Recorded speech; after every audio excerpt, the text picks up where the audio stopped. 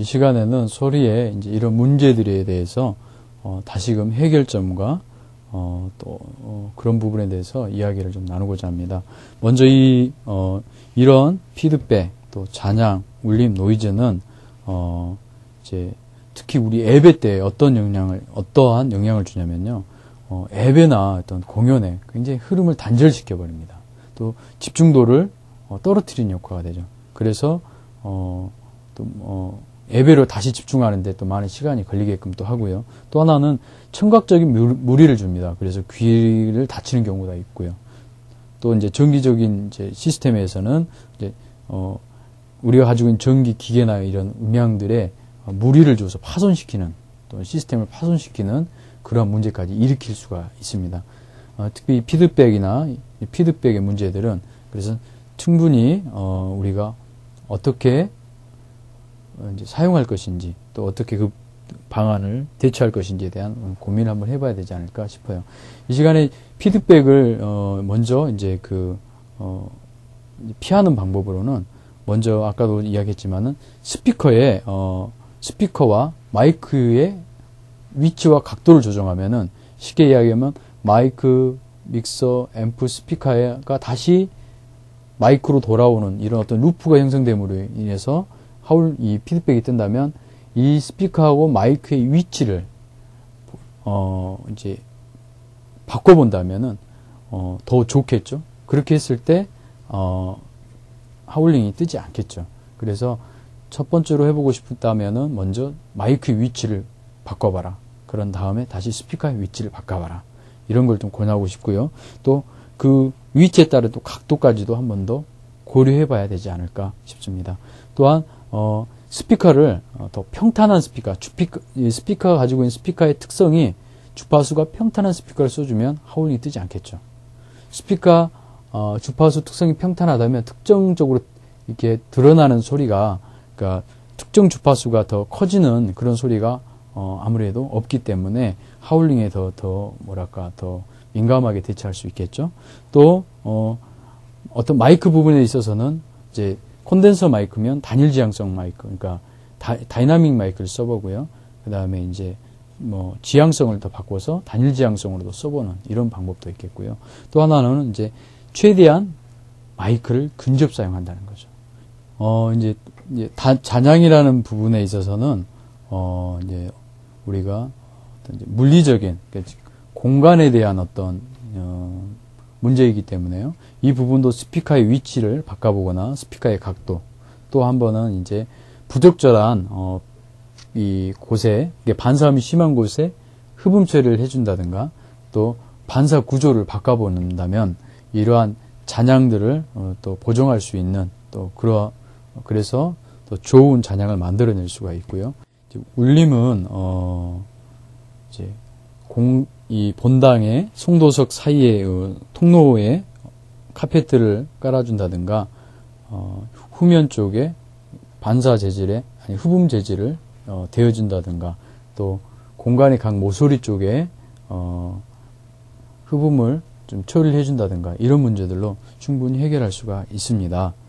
그래서 어떤 이제 이 전체적으로 어떤 반사 구조를 조정해 준다든가, 또 부적절한 반사면들을 흡음 처리를 해주고, 또 반사 구조를 변경한다든가, 또 시스템을 또 조정을 해서 어떤 스피커, 마이크, 또 마이크의 또 어떤 지향성이 다른 또 마이크를 또 써본다든가, 또 스피커에 또 평탄한 스피커를 써준다든가, 또 이런 여러 가지 문제들이 있습니다. 이런 문제들을 해결하는 방법들이 있습니다. 이제 이런 문제들을 보정하기 위해서 이전에 이제 시스템의 어떤 시스템을 통한 보정, 또한 이제 실내 건축 음향의 보정들에 대해서 어떤 해결 방법들에 접근을 했습니다. 마지막으로 정기적인 보정에 대해서 이야기를 하고 싶어요. 마지막으로 보정하는 방법이 바로 EQ를 통해서 보정하는 방법입니다. 보통 이제 EQ는 우리가 기준이 되는 레퍼런스 CD를 가지고 있어요. 엔지니어들마다. 그 기준이 되는 레퍼런스 CD라는 것은, 그러니까 자기 귀에 익숙한, 그러니까 그러한 아주 자주 많이 들어서 자기 귀에 익숙한 그런 레퍼런스 CD를 틀어서 시스템을 통해서 그 소리가 나온 것을 보고 그것을 첨가음을 통해서 이제 문제가 되는 부분들을 스피커하고 이제 공간에 맞게끔 보정을 해가는 작업을 말하는 겁니다. 그래서 대부분 첫 번째로는 거기에 맞게끔 레퍼런스 CD를 통해서 문제되어지는 부분들을 EQ를 조정을 통해서 가감을 통해서 조절하는 방법이고요. 또 하나의 방법은 목소리입니다. 대부분 이제 목소리를 통했을 때는 우리가 대부분 엔지니어들이 많이 사용하는 게 이제 슈어 마이크인데 슈 SM58을 통해서 자기 목소리의 주파수 특성을 잘 이해를 해서 그 마이크를 통해서 이제 시스템을 통해서 출력을 시킨 다음에 거기에서 나오는 소리를 가지고 공간의 문제들을 파악을 하고 거기에 따라서 보정을 하는 거죠. 그래서 이 EQ를 이제 보정을 통해서 이런 문제들을 이제 해결해가는 방향입니다. 제일 많이 쓰는 방법이 바로 EQ 보정인데 EQ 보정을 통해서 전체적으로 또 이제 이러한 부분에 있어서 보정을 들어가는데 가장 나중에 해야 됩니다. 그러니까 어떤 이제 건축 음향적인거나 그다음에 어떤 이제 실내에 어떤 이제 어떻게 이야기를 해야 될까요? 우리 시스템의 어떤 물리적인 보정들이 다 이루어진다면 그래도 그런 기본적인 것들을 다 걸친 다음에 제일 마지막에 EQ를 통해서 보정을 하라 이렇게 이야기하고 싶어요.